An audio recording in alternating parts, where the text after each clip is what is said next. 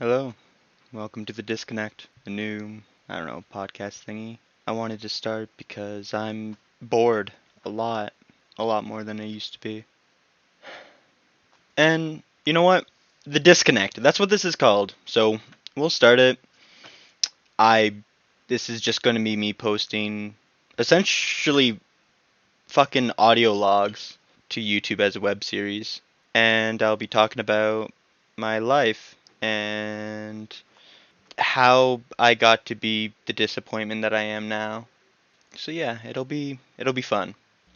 Let's start with how life was growing up. It was interesting to say the least. I didn't get a whole lot of time with my mother, and I was mostly at a babysitter's or daycare or something. It was never come home, lots of people to greet me. It was, oh, you're here, good, go play or something. And every time my mom would come home, she would just hear something be like, "Oh, Ari did this, Ari did that." She told me that she was fed up with it. So that was the first time she found a new caregiver.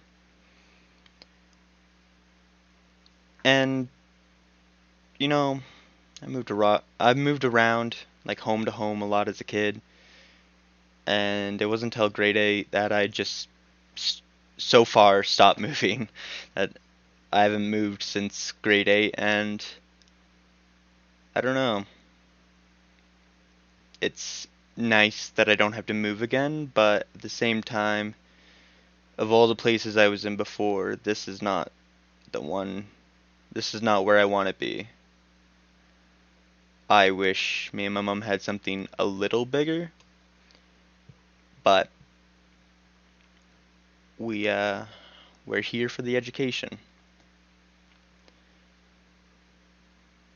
Growing up, okay, let's start at the first caregivers or babysitter. Yeah, we'll say babysitter because a babysitter doesn't do as much work as a caregiver, a day caregiver, whatever you want to call it.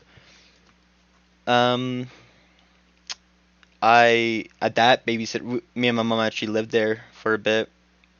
I don't know how long. I was too young to remember, but that's where I got my first pet, Pumpkin the cat. She's still alive and doing well. She got very fat and was very fat for the longest time, but because of medical things, she's and the stuff that she now has to take, she's slimming down and is just such a thin cat now. It's weird to think that I picked her out from a litter.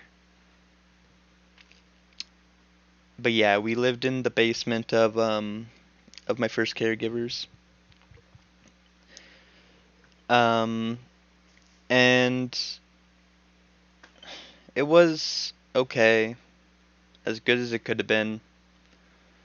There's a lot of kids, or there's a few of them I didn't get along, and a few of them like were family of the babysitter and stuff. And I went to their place to be taken care of because I don't think I've ever done like an in-call service or whatever the hell you call it. I always went to the place to be picked up, not them come to me, except like a couple times at my grandparents.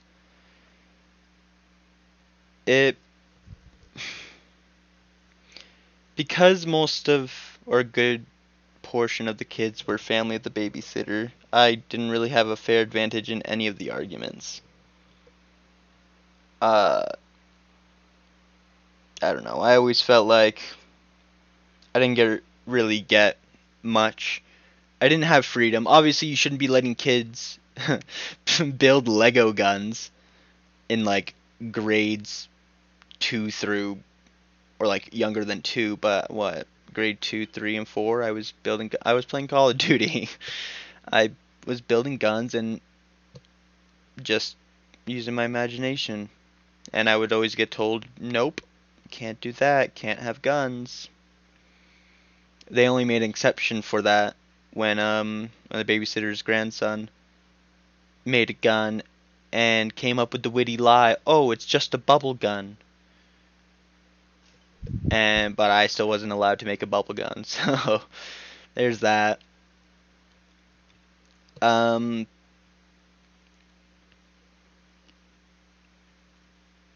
I couldn't even defend myself. It makes that sound like I was gonna die at this daycare. No, the same kid who came up with the bubble machine excuse was quite a bit younger. Like when I was there, grade 2, 3, maybe. He was JKSK. So like, but he was an asshole, and I don't know how he's doing now. Be interesting to see if he is still an asshole. But people change. So till we meet again, I guess. There was one instance where this kid took this big ass stick from the backyard and was waving it at me, like waving it towards me.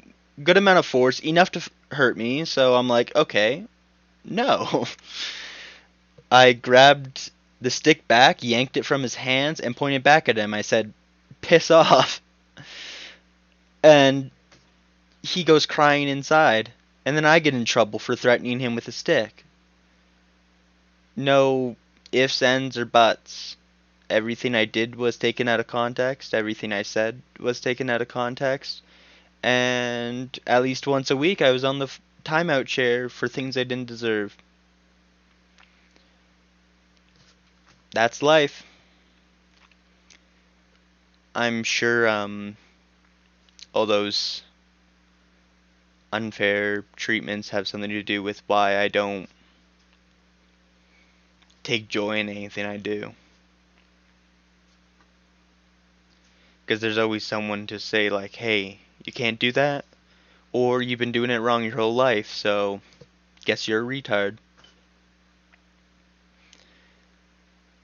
That type of stuff sucked. And as a person, I try to be included in conversations. So if I hear something that like I have an interest in, I'll speak up and mention something. Every time I did that there, I'd get yelled at and typically told that I'm too young for the stuff because, granted, I was, but just no sign of like, oh man, just shut the fuck up, you brat.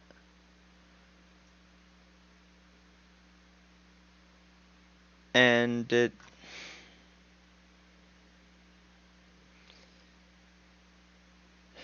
if I wasn't doing well in school, I don't even know if people would pay me the mind of day. And even now, especially the past couple of years, I haven't been doing well in school. Or not as well as I used to be.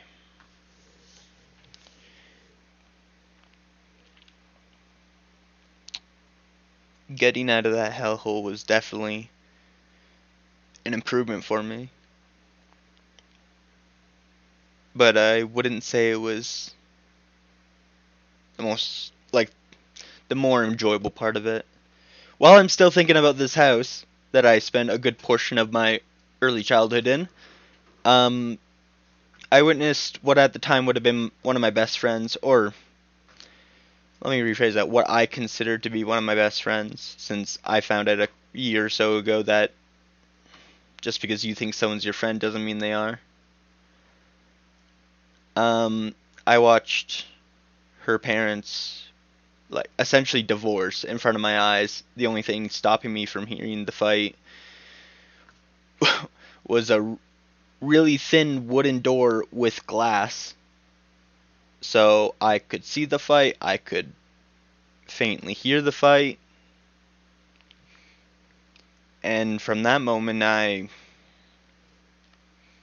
don't know, I created this feeling where I didn't like it when adults fought. It would scare the absolute shit out of me. And that's that's coming from someone who was like getting in trouble for hitting kids and like getting into fights pretty often. I just thought it was so weird that I'm willing to start all these commotions, and I don't want to be near them if it's adults causing them. And like I mentioned before, I moved a lot. I the moves are so vivid because typically they happen around a certain grade point in school. Like in grade 7 was when I first moved into a house that was under mom's name. We were renting a place, a house, and we had roommates. And then the roommates kind of left unannounced, and we couldn't afford the rent anymore because it was only affordable split in two. And just having to pack everything up and go to a new home isn't terrible, especially when you get to stay at the same school. But it still sucks because since I was always moving, I never really invited friends over because my place has, and I'm sure always will be, a bit messy compared to everyone else's, even in the areas I can control. And I don't know. It just sucks to realize how much we kept downgrading. The place I'm currently living in is probably the smallest place we've ever lived in. Hell, I'd take my place back in Rockwood, assuming the pizza place is still open. That was the best part about the Rockwood place. It was New Orleans pizza right underneath me. Oh, so good. And it was like just phone it up, order it, walk downstairs, walk not even 10 meters, and you get your pizza. It was convenient. And even the house we had here where I currently live, it was really nice. And nobody has ever seen the inside of it. There was one instance where my old friends came up and picked me up and we went out and just hung out around the city. But no no inviting anybody in. It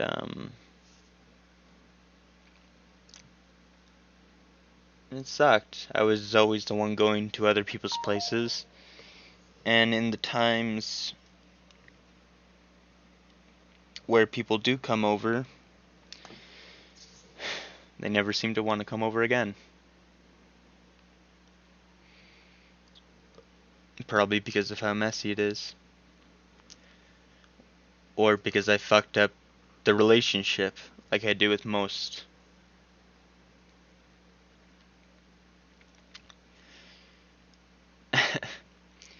It's weird. Today I was actually like in a good mood, but then everybody just left.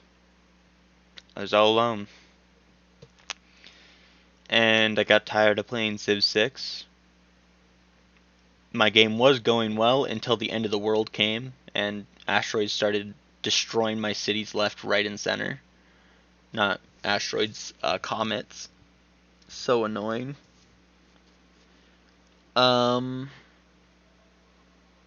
Yeah.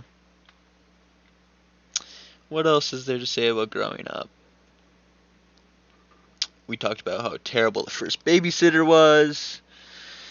Oh, shit. I forgot to mention. Same babysitter. I was diagnosed with bronchitis. And to give a little further context in the timeline here, I had gotten mad at a kid, and the kid's parents were threatening to pull him from her babysitting thing or whatever. And so she put me in the family room, the room in the front of the house, and put me in there. I wasn't allowed out unless I was eating. And that same room is the room she used as a quarantine for her family when they had bronchitis. So since I slept and spent all of my after school time there, I ended up getting bronchitis. To which my eating privilege was almost revoked because they said that I could infect the baby they had in the house and I could potentially kill it. So if I even I was given the impression that if I even coughed slightly, I'd essentially be executed on the spot. So there's just so little disregard for my health, how I felt. Really sucks. There's nothing really to say about the daycare provider. There was two different daycares. Both of them were pretty good. I had my moments in each of them, but nothing serious.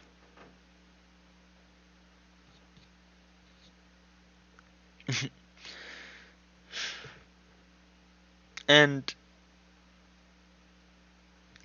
since I had anger issues growing up, obviously every adult in the school and just near me was trying to get me not to be angry all the time, not to be violent. And it worked. There are sure there are still people I want to kick the shit out of, but I'm going to university. Can't really afford to fuck anything up.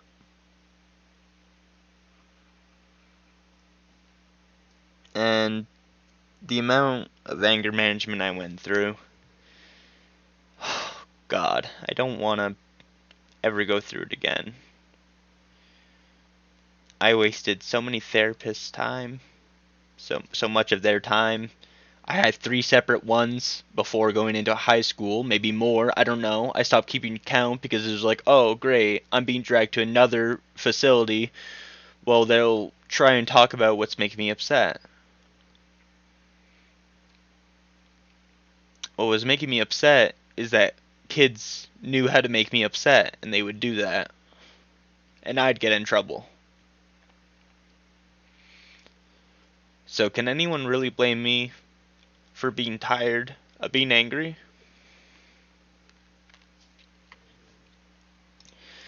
But now instead of anger, that emotion's just replaced with sadness and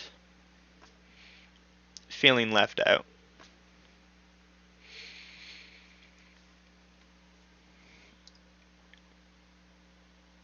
So yeah, growing up sucked. You know what? We'll make growing up cover up until high school. Because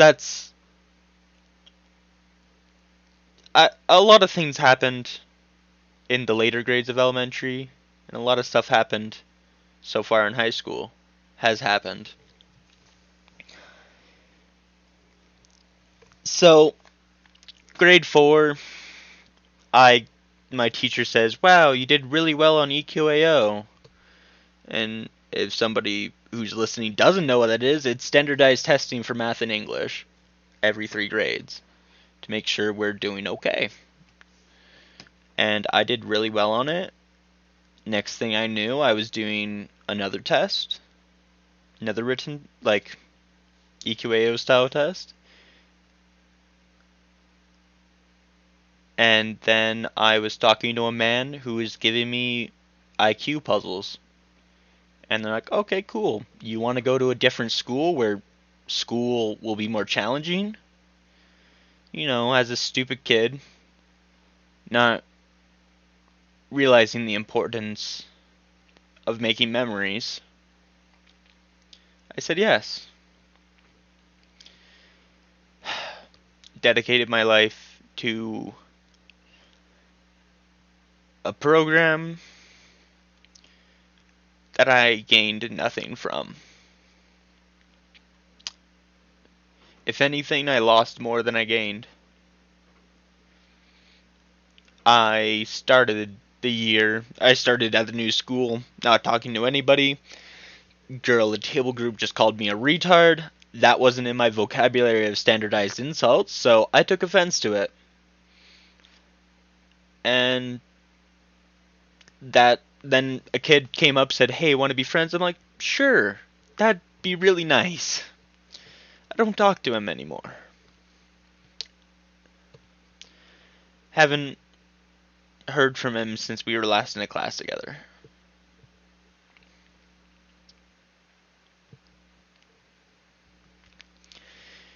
Then we go to the next grade. Oh, I forgot to say, when I went to the school, grade 5 instantly, boom, threw into a portable. I'm like, oh, this is interesting. I'm stuck out here all year. That's great. I think that is how I started to learn not to go to the washroom until I get home, because I didn't want to go, like, get the key card from the teacher and go. Go into the main fucking building. It was such a pain in the ass. What happened in grade 5? There was 3 other kids my age, and the rest of them grade 6, so I made a lot of older friends. Do I talk to any of them still? God, no. Do I wish I did? Maybe a bit. If I had known that there wasn't going to be a single person in those group of people I met then that are still friends with me, I don't even know that sentence correctly, then I would have made an effort to hang out with them more.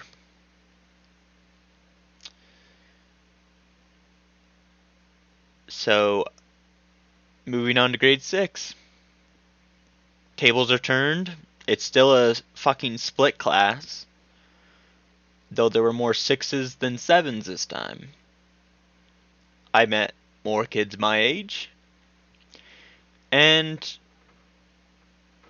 the guy I came to be best friends for a bit with, I don't even talk to anymore. Because he just, I guess, didn't like me.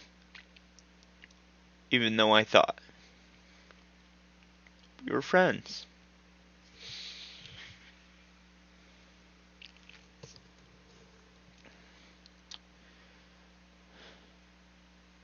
And the ironic part is if what he did to me, I did to him, he'd lose it. He'd call me, he'd probably call me something worse than scum of the earth. Not like he doesn't already do that now.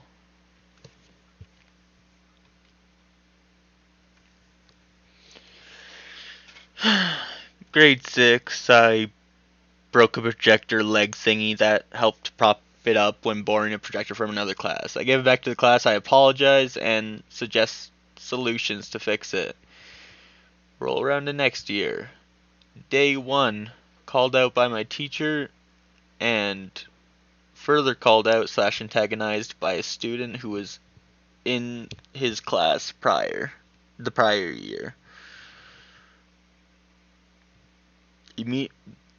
Well, how do you describe that feeling? Being said, like, we don't give technology away to other classes because when we do, they break. And the teacher looked straight at me. And the fucking chickie just said, yeah, that's right, Ari. How do you even react to that? You're in a new classroom with half the class of people you don't even know, and one of those people you didn't know / barely knew is already calling you out for a mistake, for an accident that I apologized for and offered solutions to work around.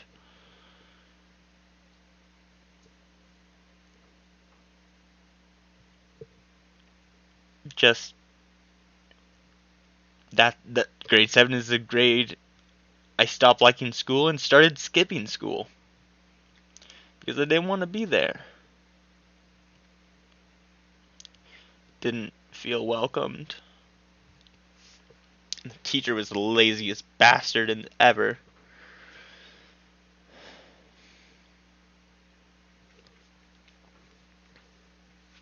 But what can you do about it? Nothing.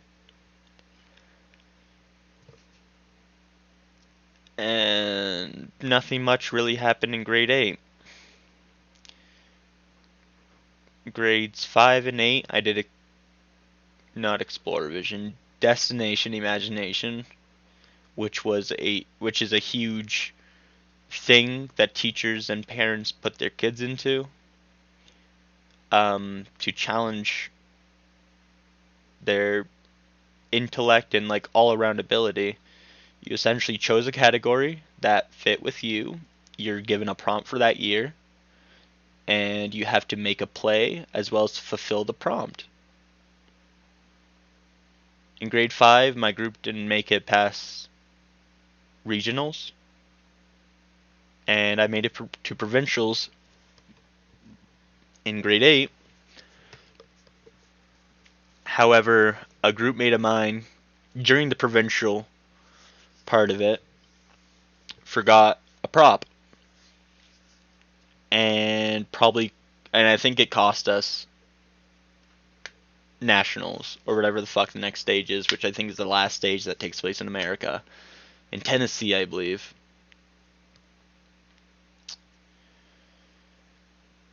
Grade 5 and 6, I did Entrepreneurial Adventure, EA I called it, or it was called, which was essentially a unit where everyone in the class had to make or you could partner up with someone, you had to make a product and try and sell it in the school. People, this is grade 6. I'm thinking of the one that happened when I was in grade 6, but everybody loves Minecraft. Who hates Minecraft? Only losers hate Minecraft. That doesn't include me, because I don't hate Minecraft, I just get really bored playing Minecraft. So,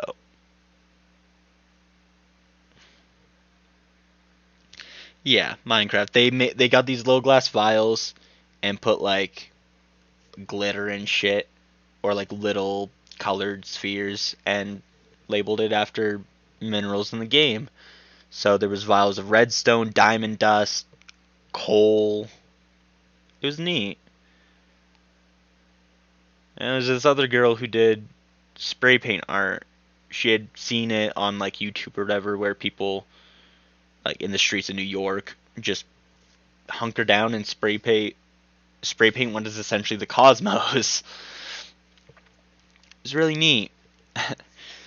I have actually a few of them because me and my mother bought some of them because they were nice.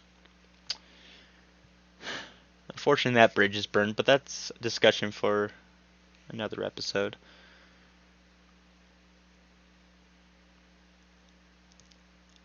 What did I do in grade 7? There wasn't any fun gifted thing that was done in grade 7.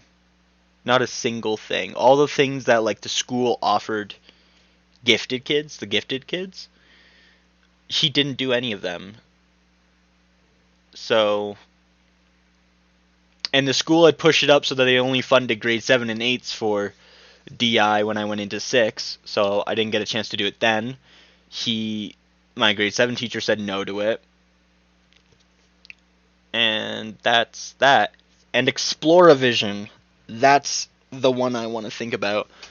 I don't even remember what grades I did Exploravision in. I know I did in grade 5 and 6. I remember doing it twice with that teacher. I may have done it in grade 7 or 8.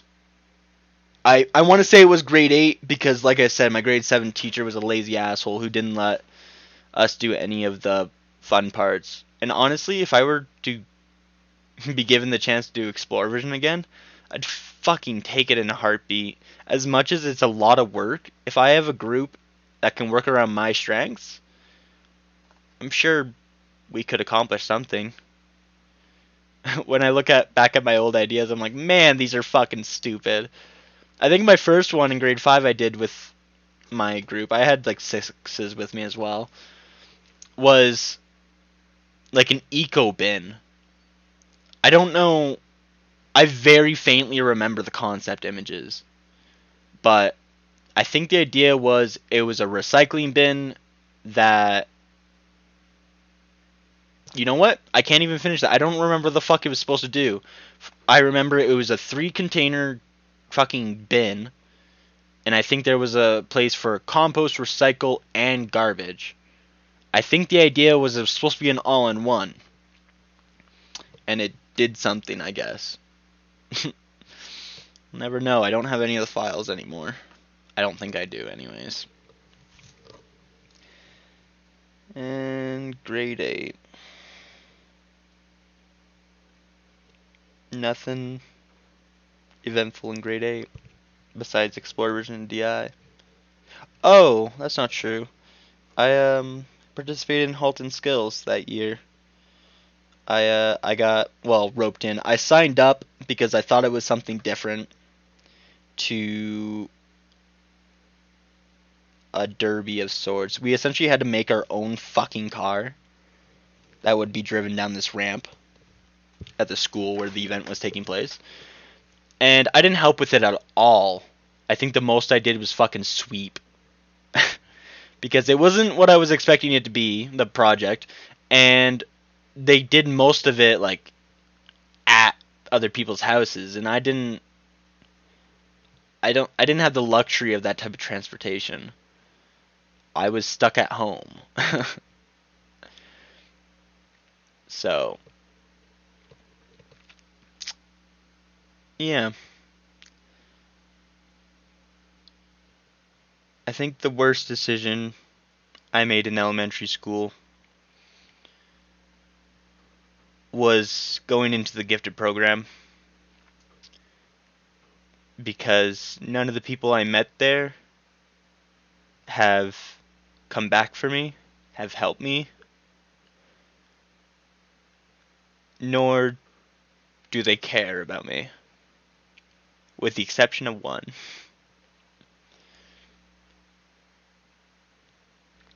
I wish I had stayed at Brookville and made memories with my friends I had there.